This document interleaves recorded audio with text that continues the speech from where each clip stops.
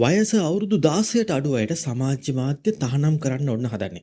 ලෝකයේ හැමතැනම මේ ගැන කතාවක් තියෙනවනේ අපේ සමාජයේත් මේ ගැන ලොකු කතාවක් තියෙනවා. මේ දරුවෝ සෝෂල් මීඩියා ඇතුළට සමාජ මාධ්‍ය ඇතුළට එන එක. ආවට පස්සේ වෙන දේවල් එක්ක මේ දරුවන්ට සමාජ මාධ්‍ය තහනම් කරනවද නැත්ද මේ සමාජ මාධ්‍ය කේන්ද්‍රයේ දරුවන්ට දෙන්න ඕනිද නැද්ද කියලා ලොකු කතාබහක් සමාජයේ තියෙනවනේ. ඔන්න මේ හැමදේම ඇතුලේ නවසීලන්තයේ ලොකු තීරණයක් ගන්න යන්නේ අවුරුදු 16ට අඩු දරුවන්ට සමාජ මාධ්‍ය භාවිතා කරන එක සම්පූර්ණයෙන්ම තහනම් කරන්න හදන්නේ. ඇයි මෙහෙම කරන්න කියලා බැලුවොත් එයාලා කියන දේ තමයි මේ සමාජ මාධ්‍යවලදී දරුවෝ ඇඩික්ට් වෙනවා නැත්නම් දැඩි ලෙස මේ සමාජ මාධ්‍ය වලට ඇබ්බැහි වෙන එක නවත්තන්න තමයි මේක කරන්නේ. මේ ඇබ්බැහි වීම හින්දා ලොකු ප්‍රශ්න ගොඩක් සමාජය තුළ ඇති වෙමින් පවතිනවා. ඒ හින්දා තමයි නවසීලන්තේ මේක කරන්න කියලා තමයි යාලා කියන්නේ. දරුවන්ට මානසික පීඩනය, කාංසාව නැත්නම් අවධානය යොමු කිරීමට ඇති හැකියාව නැති වෙනවා කියලා හොයාගෙන තිනවා.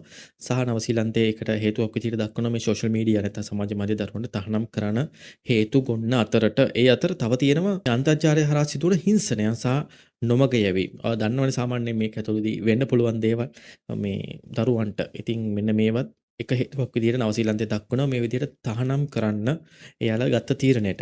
ඊළඟ දේ තමයි මේ අපිටත් පොඩි පුරුදු දෙයක් රැට මේ අපිත් සාමාන්‍යයෙන් සෝෂල් මීඩියා වල සමාජ මාධ්‍ය වල රැට ඉන්න ප්‍රවණතාවය වැඩි නේ. ඉතින් මේ විදිහට එක දිගටම මේ ස්ක්‍රීන් එකක හිටියාම රැට නිින්ද අහිමි වීම නැත්නම් අධ්‍යාපන කටයුතු දුර්වල වීම වගේ දේවලුත් වෙනවා කියලා නවසීලන්තේ හේතු දක්වලා තියෙනවා මේ තහනම් කිරීම ඇතුළට.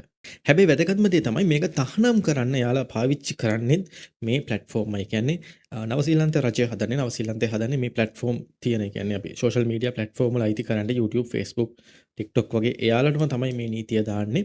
අවුරුදු 16ට අඩු පරිශීලකයෙක් ඇතුළට ආවොත් එයාට ඇතුලේ යන්න බැරි වෙන නැත්නම් මේ පද්ධතියට පිවිසෙන්න බැරි වෙන්න නීතියක් හෝ මේ ක්‍රමයක් හදන්න කියලා එයාලා මේ නීතිය ක්‍රියාත්මක කරන්න හදන්නේ මේ ප්ලැට්ෆෝම් වල තමයි. මේ විදිහ ඕස්ට්‍රේලියාවෙත් මේ වගේ නීතියක් ක්‍රියාත්මකයි. ඉතින් ඔයා ඇත්තට මොකද හිතන්නේ ලංකාවටත් මේ වගේ නීතියක් ඕනි වෙයිද? මේ පුංචි දරුවෝ සෝෂල් මීඩියා ඇතුළට ආවම එකෙන් වෙන්නේ නරකක්ද? ඒකෙන් සමාජයට කොයි වගේ බලපෑමක් ඇති වේද? සහ මේ වගේ නීතියක් ලංකාවට ගෙනාවොත් ඒකෙන් අපිට හොඳක් වෙයිද? ඔයාට හිතෙන දේ කමෙන්ට් එකක් දාගෙන යන්න.